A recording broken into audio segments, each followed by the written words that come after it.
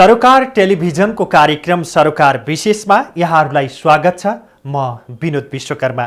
सबै विषय विशेष हुँदैनन्। सामाजिक, राजनीतिक, आर्थिक र समग्र मानव जातिको हितको निम्ति गरिने हरेक विषय विशेष हुन्छन्।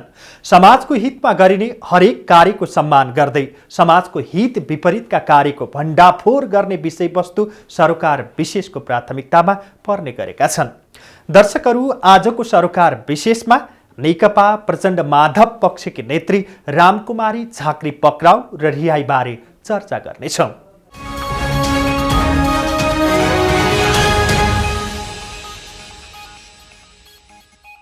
नेपाल कम्युनिस्ट पार्टी नेकपाका दुई समूह मुठभेड नजिक रहेको बेला प्रहरीले नेकपा प्रचण्ड माधव समूहकी नेत्री रामकुमारी झाँक्रीलाई पक्राउ गरेको छ।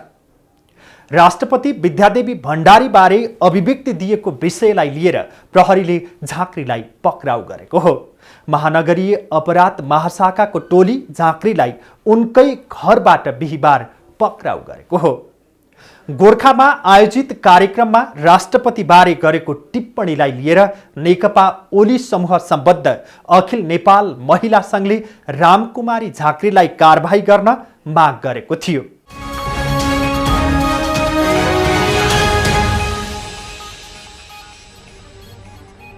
प्रहरीले नेकपा नेत्री रामकुमारी झाँक्रीलाई घरबाटै पक्राउ गरेको छ। बिहीबार शङ्खमूल स्थित उनकै निवासमै पुगेर प्रहरीले उनलाई पक्राउ गरे।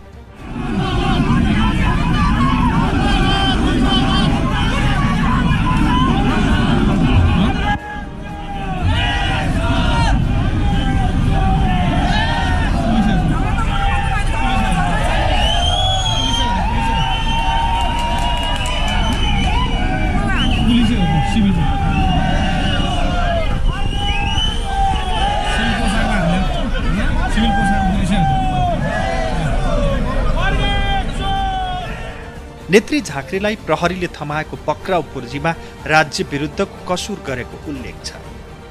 राज्य विरुद्धको कसुर दफा 58 अनुसार प्रहरीले झाँक्रीलाई पक्राउ पूर्जी दिएको हो। पूर्जी पाएपछि झाँक्रीले गिरफ्तारी दिइन्। यो दफामा बल प्रयोग गरी वा नगरी राष्ट्रपति वा संसदलाई कुनै किसिमको धम्की दिने वा डर त्रास देखाउने वा दबाब दिने कसुर उल्लेख छ। नेत्री रामकुमारी झाँक्रीले आफूलाई नियन्त्रणमा लिने भए पक्राउ पूर्जी लिएर आउन प्रहरीलाई यसअघि आग्रह गरेकी थिइन्। अब राज्यले नागरिकलाई नियन्त्रणमा ल्याउन त सक्छ, उहाँहरूले चाह्यो भने बिना कारण पनि 24 घण्टा थुन्न सक्नुहुन्छ। तर यो राजनीतिक मुद्दा भएको कारणले उहाँले कारणसहित पूर्जीसहित आउनुभयो भने मैले गिरफ्तार दिनुपर्छ, अदरवाइज आइदिनुहोस् भन्ने कुराले त अब मैले त राजनीतिक मुद्दा हो, यो कानुनी मुद्दा पनि होइन। त्यसै हामी त सडकमै लडिरहेछौँ, यसको प्रतिवाद त गरि नै हालिन्छ। तर कुरा लिगल पनि हो, राज्यले आफूसँग हुँदै नभएको अथोरिटी पनि त प्रयोग गर्न भएन। त्यस कारण पक्राउ पूर्जी जारी गर्नुहोस्, आउनुहोस्, राज्यले नियन्त्रणमा ल्याउने, अनुसन्धान गर्ने, मुद्दा लाउने जे पनि गर्न सक्छ नि। जानकारी छ, तर उहाँहरूले मलाई फर्मल्ली यहीँ आउनुभएको साथीहरू त बाहिर हुनुहुन्छ, मसँग भेट पनि भएको छैन, बाहिर मात्रै देखेको छु मैले।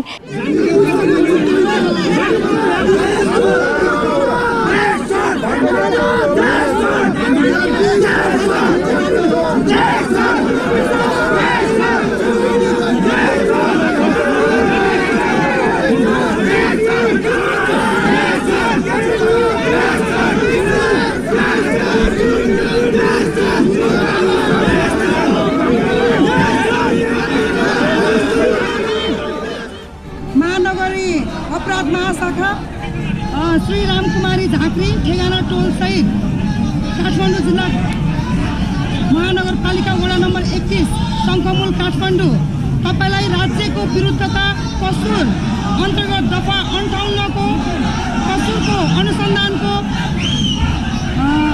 सिलसिलामा तत्काल पक्राउ गर्न परेकोले यो पूर्ति जारी गरेको छ। प्रहरी कर्मचारी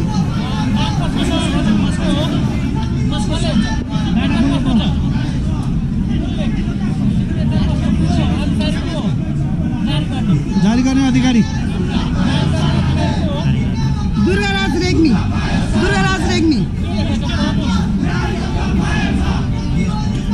DSP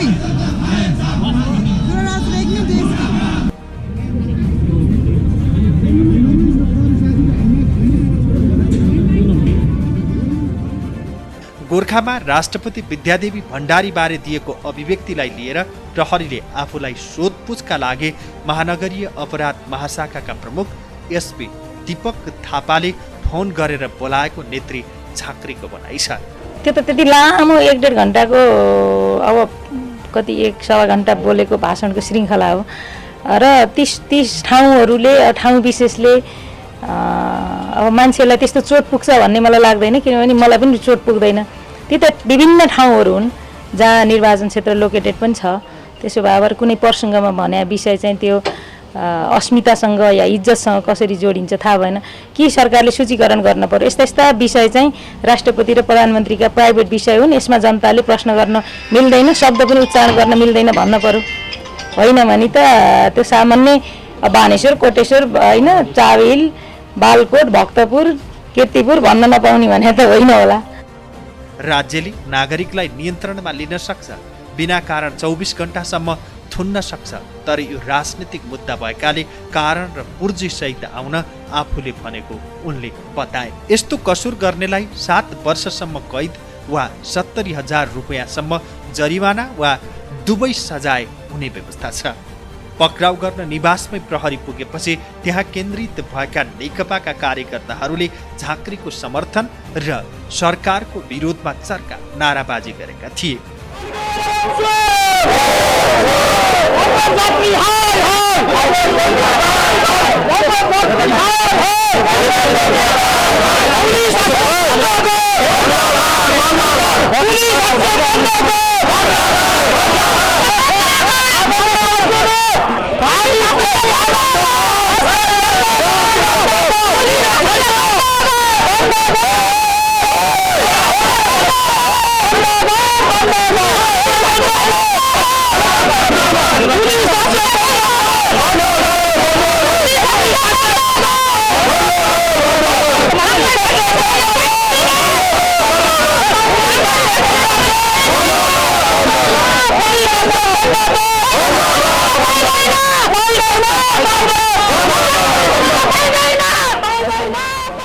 राजनीतिक अभिव्यक्तिलाई लिएर कसैलाई पक्राउ गर्न खोज्नु लोकतन्त्रको उपहास भएको झाँक्रीले बताए।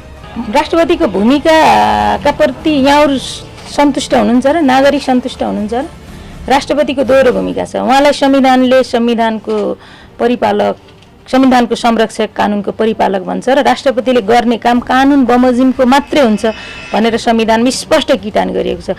र मैले क्याटेगोरिकली जहिले पनि भन्ने गएको छु कि लिगल पर्सनलाई कानुनले गर्नु भनेको मात्रै काम गर्नुपर्छ र नेचुरल पर्सनले कानुनले नगर्नु भनेको काम चाहिँ गर्नु हुँदैन। नगर्नु भनेका बाहेक सबै काम गर्न मिल्छ। त्यही कारणले गर्दाखेरि चाहिँ अब उहाँहरूले चाहिँ त्यो राष्ट्रपतिले अब एउटा सन्तुलित कानुनको संरक्षण परिपालन गर्ने हिसाबले काम गर्नु भएन भन्ने कुराको उदाहरण त हामीले बुझिरहेछौँ, देखिरहेछौँ र त्यसको परिणाम भोगिरहेछौँ नि त। आज हाम्रा सारा राष्ट्रको, जनताको, नागरिकको सबैको प्राथमिकता बदलिएको छ। यसबेला हामीले के काममा प्राथमिकता राख्नु पर्थ्यो? हाम्रो महामारीको नियन्त्रणको कुरा होला, नागरिकलाई भ्याक्सिन दिने कुरा होला, अनि त्यस पछाडि विकासको कुरा होला, पुँजीगत खर्च गर्ने कुरा होला, नागरिकको जीवनको सहजीकरणको कुरा होला। यी सबै कुरा त अहिले त कहाँ गए? भासभुस कसैलाई एउटा सनकदासलाई निर्वाचन चाहियो, उसको वरपर एउटा निर्वाचनको नामको एउटा नौटङ्की चलिरहेछ र हामीले संविधान र को संरक्षणको लागि र लोकतन्त्रको एउटा सही ट्र्याकमा लोकतन्त्र ल्याउन, कानुन संविधानलाई सही ट्र्याकमा ल्याउन संसद विघटनको विरुद्धमा सडकमा छौँ। हेर्नुहोस् आज प्राथमिकता यस्तो छ। अब हामीहरू गणतन्त्रको व्यवस्थाको पक्षमा लड्यौँ र सडकमै छौँ। जो बहुसङ्ख्यकको पक्षमा हुन्छ त्यो आवाजविहीनको आवाज बोल्ने कुरा हुन्छ।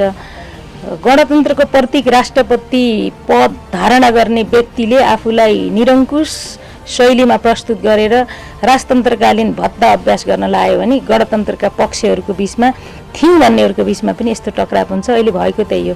जो गणतन्त्रको प्रतीकको हिसाबले शीतल निवासमा रजगज गरिरहेछन् ती मान्छेहरू, ती व्यक्ति हो नि। त्यो व्यक्ति राष्ट्रपति पो संस्था भयो। त्यो व्यक्ति चाहिँ जब राजतन्त्रकालीन भत्ता अभ्यास गर्छ नि, अनि त्यसपछि यस्तो टकराव हुनु अनिवार्य थियो। जस्तो सरकारले नै ल्याएको नीति कार्यक्रममा चाहिँ मेरो सरकारको सम्बोधनदेखि कारगेटदेखि लिएर अनि त्यस पछाडि के भन्छ अरे यो पुरै सडक जाम गरेर सवारी चलाउने कुराहरूदेखि लिएर प्रहरीको तालिम केन्द्रलाई विस्थापन गरेर राष्ट्रपति कार्यालयमा हेलिप्याडदेखि सुविधा सम्पन्न तपाईँको के युरोप अमेरिकाका राष्ट्र प्रमुखहरूको पनि त्यो खालको वैभवको कुरा हामी देख्दैनौँ। किनभने मैले देखेको तपाईँको युरोपका कतिपय मुलुकका राजदरबारको पेटीबाट ट्राम हिँडिरहेको पनि देखिन्छ।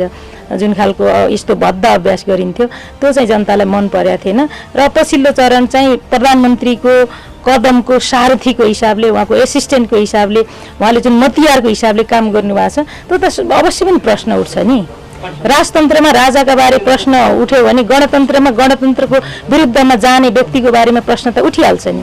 उनले प्रतिनिधि सभा विघटन विरुद्ध राजनीतिक कार्यक्रमहरूमा हिँडिरहेको भन्दै अलि धेरै हिँडेकाले ह्यारेसमेन्ट गर्न खोजेको हुन सक्ने जिकिर गरिन्। प्रहरी त अब राष्ट्र सेवकले सरकारको आदेश पालन गर्ने हो, प्रहरी आयो भन्ने कुराको त ठुलो इस्यु भएन।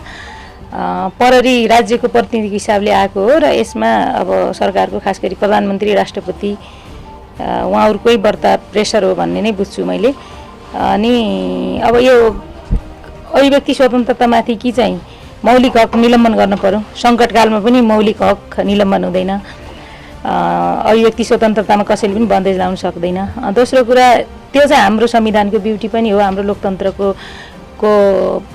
सबभन्दा ठुलो उपलब्धि पनि हो हामीले अभ्यास गरेको। अनि अब अहिले चाहिँ गर्न खोजेको अलिकति ह्यारेसमेन्ट होला, किनभने तानाशाहहरू ढल्ने बेलामा अनेक जुक्तिहरू लगाउँछन्। अब म अलि धेरै हिँडेको पनि छु, त्यस कारणले ह्यारेसमेन्टको हिसाबले पनि गरे हो जस्तो लाग्छ। अब अलि मुभमेन्ट कम होस् भन्ने पनि हुनसक्छ। उनले कमिलाको पनि फुवाक आउने भएकाले तानाशाहहरूले ढल्ने बेला यस्ता दृश्यहरू देखाउने गरेको जिकिर गरिन्। यो तानाशाहहरू ढल्ने बेला यस्तै हुन्छ के, प्वाख आउँछ कमिलाको पनि भन्ने एउटा चलन छ नि, त्यस्तै हो। सानसाना इस्यु नन इस्युलाई इस्यु बनाइन्छ, यो कुनै पनि मुद्दै होइन। यो त राजनीति हो। हामी चाहिँ प्रतिगमन गर्नुभयो प्रधानमन्त्रीले र राष्ट्रपति त्यसको मतियार हुनुभयो भनेर सडकबाटै लल्कारेर लडिरहेछ नि त, घोषित हो नि त हाम्रो दलको कार्यक्रम त। त्यो दलको सदस्य भए बापत मैले अभिव्यक्ति गरेँ, सबै मान्छेले मञ्चमा बसेर त्यत्तिकै कुरा गर्ने अभिव्यक्त गर्ने मौका पनि हुँदैन। आफ्नो ढङ्गले त सबैले गरिरहेछौँ त।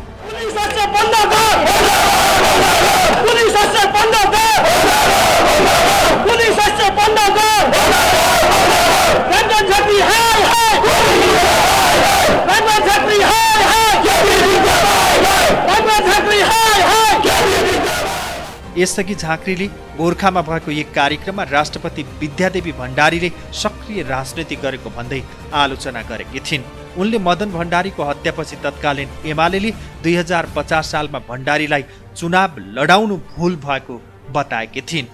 झाँक्रीको यो अभिव्यक्ति आएपछि नेकपाको ओली समूहले तीव्र आलोचना गरेको थियो। ओली समूहको महिला संगठनले झाँक्रीलाई कारबाहीको माग गर्दै गृह मन्त्रालयलाई ज्ञापन पत्र समेत बुझाएको थियो। झाँक्रीले भने आफ्नो भनाई महिला अस्मितासँग नजोडिने बताउँदै आएकी थिइन्। उनले नन इस्युलाई पनि इस्यु बनाउने भन्दै यो कुनै मुद्दा नै नभएको बताइन्। अन्तिम दमसम्म लड्छौँ, राज्यले नियन्त्रण लिन सक्छ, मुद्दा लाउन सक्छ। यो व्यक्ति विरुद्धको कुरा होइन, यो प्रतिगमनका विरुद्धको खड्ग ओलीको यो निरङ्कुश कदम विरुद्धको लडाइँ हो, निरन्तर जारी छ। उनीहरूले गरेका हर चिज बेहोर्दै त जाँदैछौँ। संसद छँदाखाँदाको संसद विघटन भएर सडकमा छौँ। अभिव्यक्ति स्वतन्त्रतामाथि अङ्कुश लाउनेसम्मको यो हरकत चाहिँ हुन्छ भन्ने लाग्थेन। अब यहाँसम्म आइसकेपछि यो बेहोर्दै जाने हो। यो राजनीतिक मुद्दा हो भन्दै झाँक्रीले प्रधानमन्त्रीले प्रतिगमन गरेको र राष्ट्रपति त्यसको मतियार मात्रै भएको भन्दै आफूले सडकबाटै लल्कारेर लडिरहेको बताइन्। हामीले कहिल्यै नखसिने लोकतन्त्रको लागि लडेका थियौँ। हाम्रो पुस्ता 7 दशक लामो क्रान्तिको इतिहासमा हामीले धेरै कुरा प्राप्त गर्यौँ भन्ने लागेको थियो। 3 वर्ष अगाडि भएको चुनावमा कम्युनिस्ट पार्टीले स्पष्ट बहुमत पनि ल्याएको थियो। आज दिन यस्तो आयो कि जुन पार्टीमा म आबद्ध थिएँ, जुन सरकार बनाउने संसदीय दलको सदस्य थिए, आज त्यही दलबाट निर्वाचित प्रधानमन्त्रीको अलोकतान्त्रिक असंवैधानिक र निरङ्कुश कदमको कारणले गर्दा संविधानमाथिको एउटा बलात् आक्रमण भएको छ।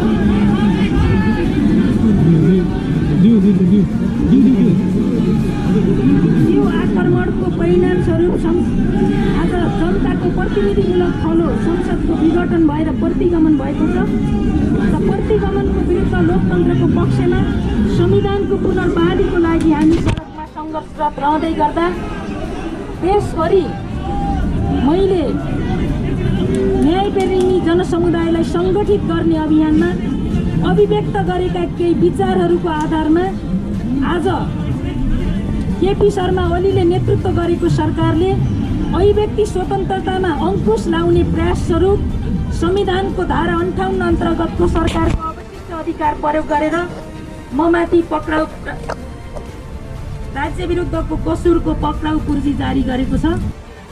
2062 र 63को जनआन्दोलनमा सक्रिय भूमिका खेलेकी झाँक्रीको शङ्खमूल स्थित निवास बाहिर बिहानैबाट सादा पोसाकका सुरक्षाकर्मी समेत परिचालन गरिएको थियो। झाँक्रीको पक्राउको विरोधमा उनको निवास बाहिर नेकपा प्रचण्ड माधव समूहका धेरै कार्यकर्ता भेला भएका थिए।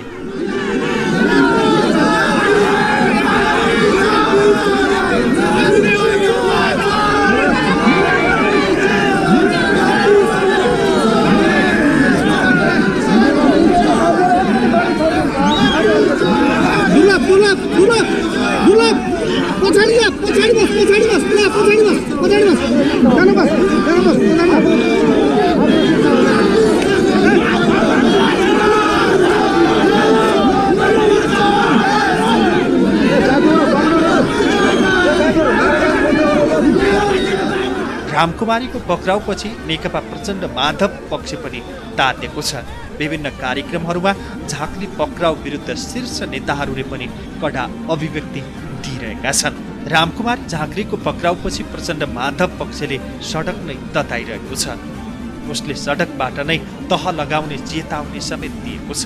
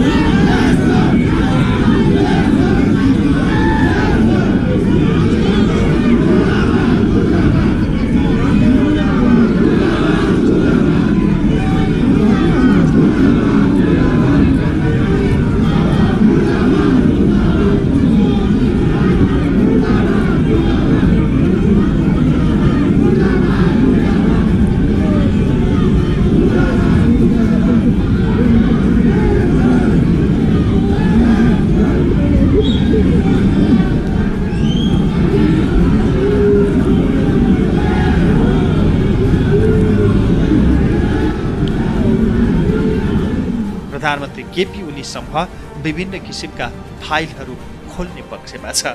यसरी नै दुई समूह अघि बढे देशमा भिडन्तको अवस्था नआउला भन्न सकिँदैन।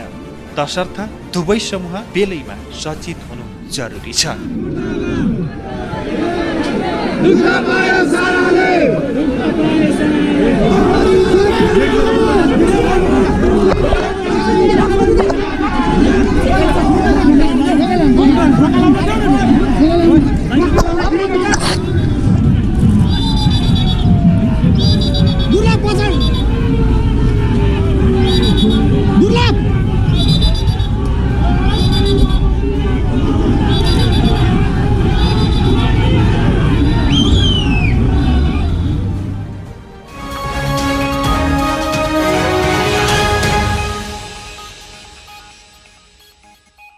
दर्शकहरू, आज हामीले सरोकार विशेषमा नेकपा प्रचण्ड माधव पक्षकी नेत्री रामकुमारी झाँक्री पक्राउ र रिहाईबारे तयार पारिएको सरोकार विशेष प्रस्तुत गर्यौं।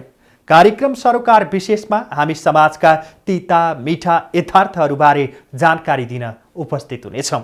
आजलाई कार्यक्रम सरोकार विशेष यति नै। सम्पूर्ण युनिटलाई बिदा दिनुस्। हेर्दै गर्नुहोला सरोकार टेलिभिजन। नमस्कार।